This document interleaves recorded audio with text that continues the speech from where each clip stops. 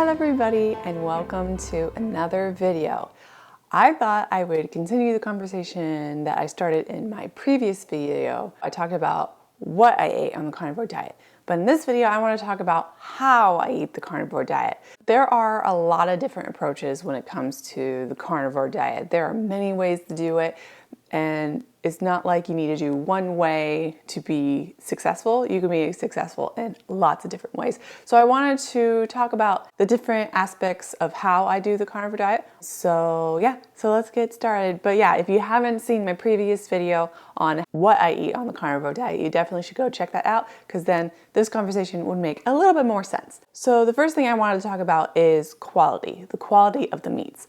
A lot of people say that you need to be consuming the highest quality meats possible. You need to be getting it grass fed. It needs to be grass finished. You can't do green finish. You can't get the stuff at the conventional grocery stores. And honestly, I think that you can heal no matter what. Whatever meats you are eating, you're going to heal, because it's going to be, even if you're eating conventionally raised meats, it's still way better than all the crap that we've been eating on the standard American diet, so previously to the carnivore diet.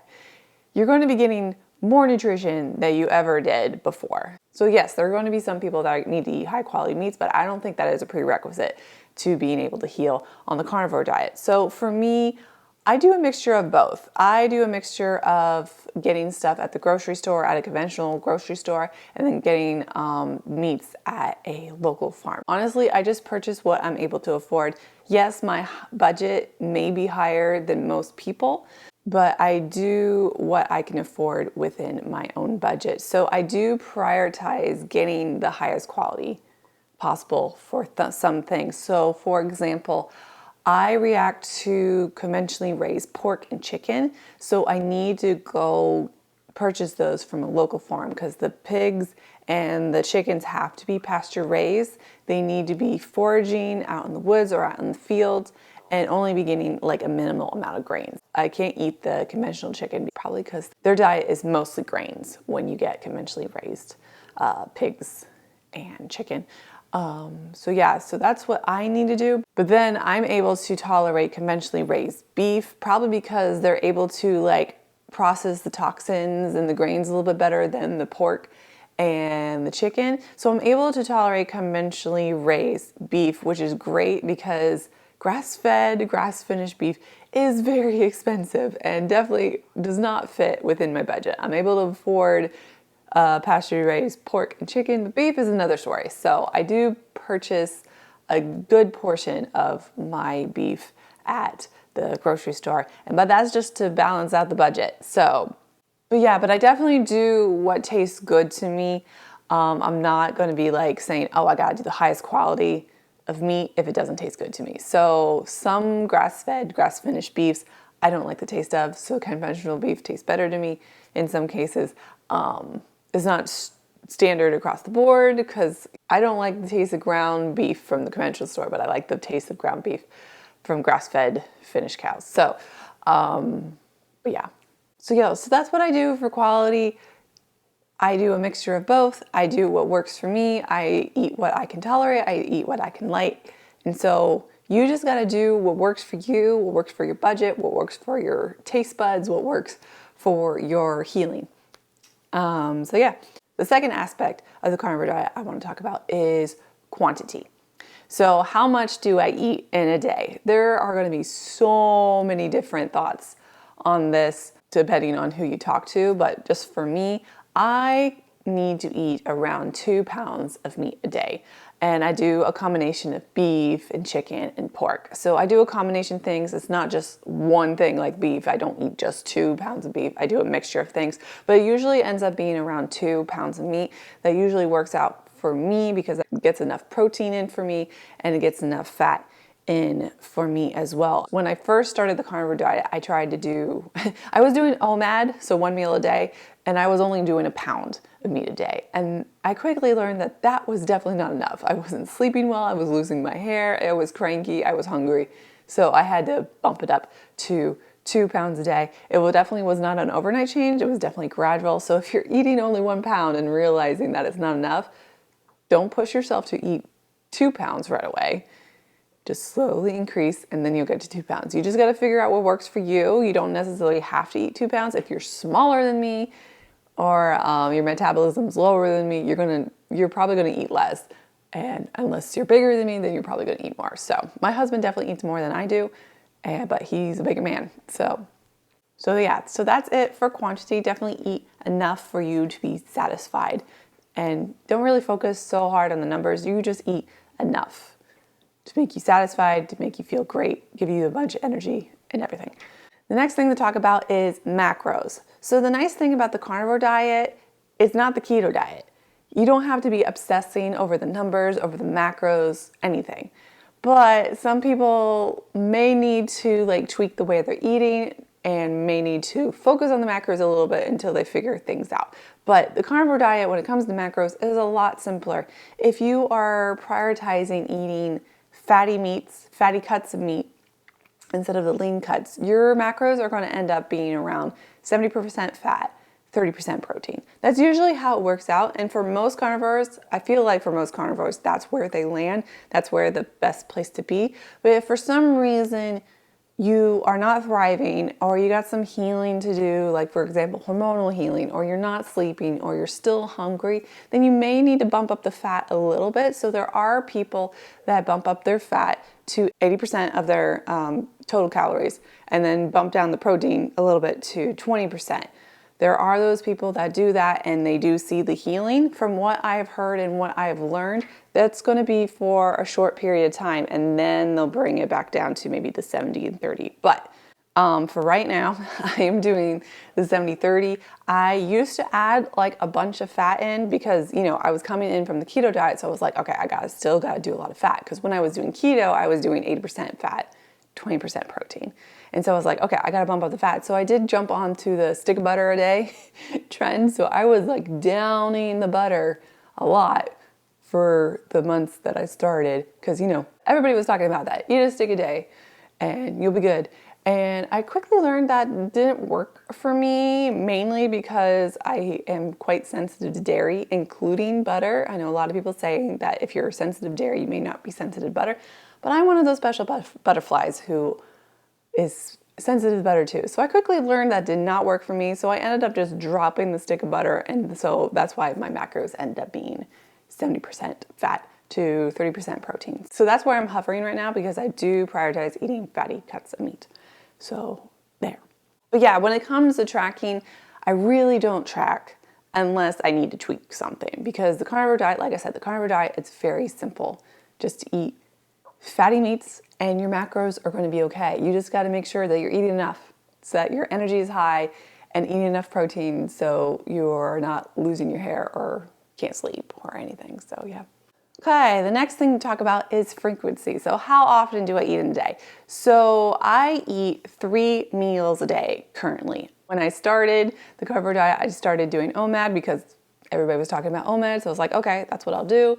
I quickly learned that did not work for me at all. So I was like, I need to go back to 2 meals a day, because when I was doing keto, I was doing 2 meals a day because I would skip breakfast, do intermittent fasting, drink a bulletproof tea in the morning, and just don't eat until lunch. After I realized I couldn't do OMAD and then I went back to 2 meals a day, I soon realized that I needed to eat breakfast. I needed to start eating breakfast. And that was honestly, it was good for me to make that change, but it was really hard to make that change because ever since I can remember, I hated eating breakfast. I remember in high school, not eating breakfast. I'm not a breakfast person at all. And so that's why I liked keto, because I can drink my bulletproof tea in the morning and I can continue fast and then I'm hungry at lunch. But with a carnivore diet, I need to eat 3 meals. Probably because I can't eat enough in the 2 sittings that I was doing before. And so I have to do smaller meals throughout the day. Plus I realized that it's probably helping better with my cortisol problems, my PTSD problems, my adrenal problems, all that things, if I eat 3 meals a day. So I started eating 3 meals a day, and honestly, that's the best way to do it. For me, it was a transition. I finally figured it out.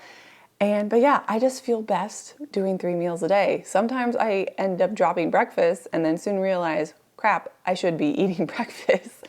My body soon lets me know that I should be eating breakfast if I drop it, but it's super convenient to not eat breakfast, but I gotta do what my body wants me to do, and that is to eat breakfast. So yes, I eat 3 meals a day, breakfast, lunch, and dinner. Sometimes I need a snack in the afternoons, but that just depends. So I just try to listen to my body and eat when my body is hungry. And that usually ends up being 3 meals a day. So let's talk about how this looks like in my day. So what do I eat for breakfast, lunch, and dinner? So usually breakfast ends up being some sort of pork product. I used to do pork and eggs, but then realized eggs don't like me, so I dropped the eggs, and so just ended up being pork, like bacon or pork belly or breakfast sausage. That's what I do in the morning. I tend to eat very small breakfast because I can't eat a lot in the morning, so I ended up just having a very small breakfast, and that usually ends up being pork.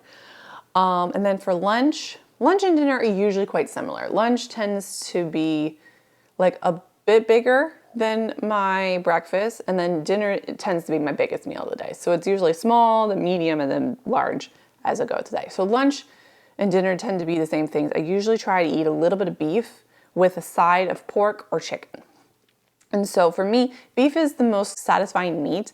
It keeps me satiated longer, but I do want to keep a variety of meats, so that's why I eat a side of chicken and pork. Pork and chicken in a meal doesn't satisfy me, so I always have some beef. So it's usually beef with a side of chicken or a side of pork. So for lunch, sometimes I have burger patties with a side of chicken wings. Dinner, maybe a steak with a side of like ground pork or something, or ribs or whatever. I gotta mix it up and everything. So yeah, I really enjoy having 2 types of meats for my meals. I found that just having one meat doesn't, like sometimes I do it, but most of the time just having one meat, I get really tired quickly, and so it's kind of like palate fatigue. So having 2 types of meats keeps it interesting, so I can eat all my food without getting tired of it. So that's what I do with that. Sometimes I eat all beef for a meal, but most of the time I try to mix it up just to help with the palate fatigue and just kind of make sure that I eat enough in one sitting. Okay, and then the last thing I want to talk about is fasting. I know fasting is very big in the keto circles and is also very big in the carnivore circles. I did do intermittent fasting when I was keto. Like I said, I drank a bulletproof tea in the morning just to continue my fast until lunch.